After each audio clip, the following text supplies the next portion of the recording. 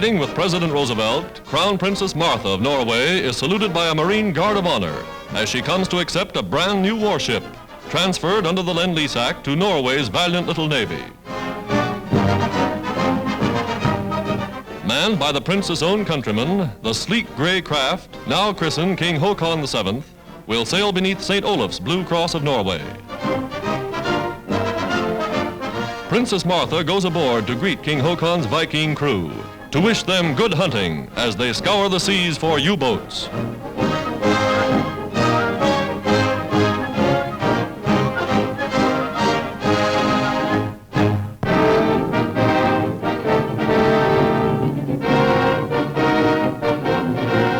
America's newest land battleships prove their power on the testing ground.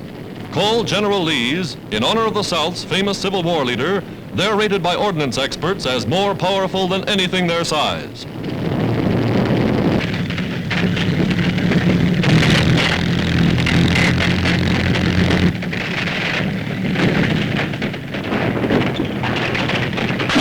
Capable of plunging through streams up to the driver's hatch, the all-welded monsters roll on like giant living amphibians. Production and performance figures are a military secret, but there are plenty more where these came from.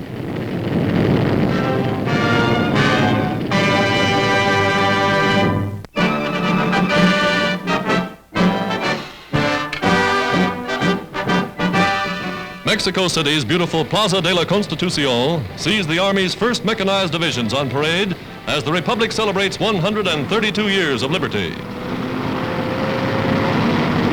From the National Palace, President Camacho reviews the greatest military demonstration in Mexico's long and colorful history. Jeeps, tanks, big guns, modern troops in modern motors rolling to war as allies of the United Nations.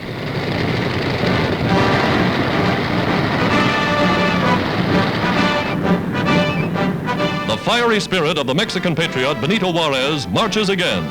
Every branch of the nation's armed forces represented in the stirring display. Today, old political rivalries are dissolved. As patrol bombers roar overhead, the nation's chief executive stands with 6 former presidents of Mexico at his side.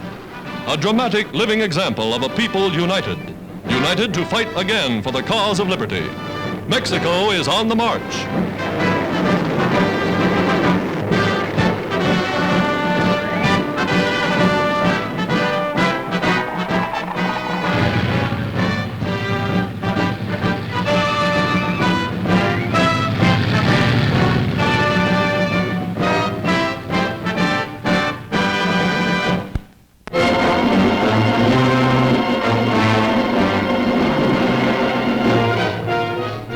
American industry has met the challenge of war.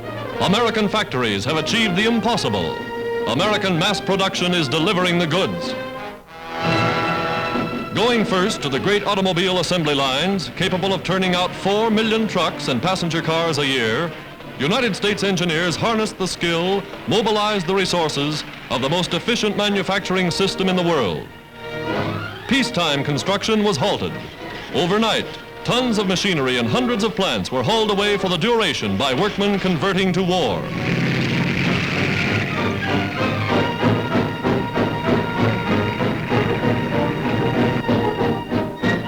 Armed guards took over.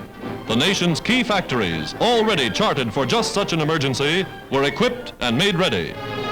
In hundreds of peaceful towns, the main streets of America, thousands of small industries were fitted into the National War Production Plan.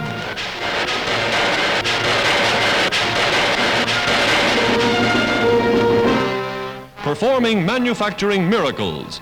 Workmen in Denver, Colorado, for example, make parts and fashion tools that may help build a battleship in a Navy yard 1,000 miles away. Small stuff, the billions of bits and pieces, 100,000 different parts in a single flying fortress. And every possible plant that could be retooled is turning them out, feeding them to the big assembly lines night and day.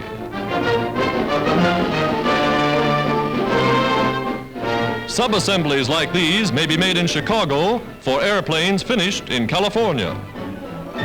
Motors and replacements for thousands upon thousands of planes a year. Where automobile fenders once were made, aircraft propellers are turned out by the thousands.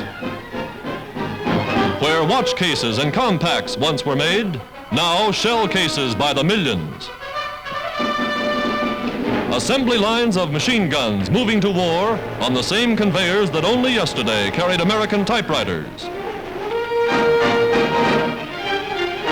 Ladies' lipsticks surrender to war needs that small arms ammunition may be sped to the front. Only coordinated mass production can turn out anti-aircraft guns at the present staggering rate. And this is only the beginning. Only in plants like these could such a gigantic job of production be achieved overnight. This is industrial America at war. The arsenal of democracy delivering the goods.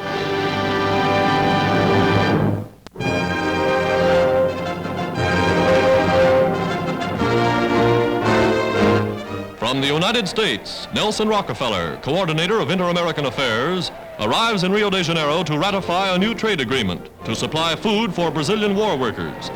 He is welcomed by President Vargas and Brazil's First Lady.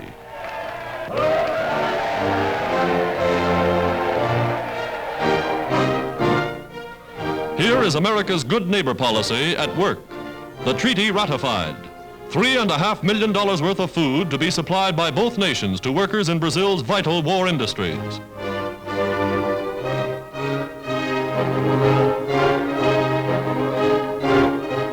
Ambassador Caffrey affixes his signature for the United States as Brazil steps up war production for the United Nations. At the airport, Foreign Minister Arana and the entire cabinet go to welcome General Justo. A former president of the Argentine, General Justo comes to place his sword in the service of Brazil. President Vargas warmly embraces his old friend. Staunch supporter of the cause of the United Nations, General Justo translates his words of action into the deed. He's ready to fight.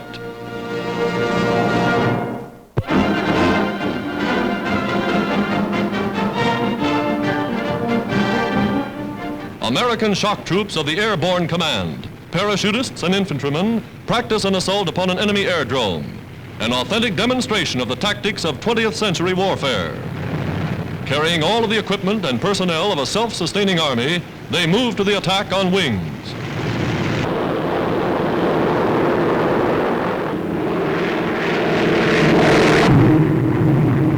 Parachute detachments lead the way. Just as in Holland, in Belgium, in Norway, in Crete, the element of surprise strikes the decisive blow. Their jobs to storm strategic objectives, cut communication lines, hold key positions until infantry arrives, and they land ready for instant action. Troop transports roar in with airborne reinforcements. Speedily, they unlimber scout cars and field guns. Swarming over the countryside, the infantry consolidates positions already won. The airport is captured and held. Practice today for tomorrow's actual test by gunfire.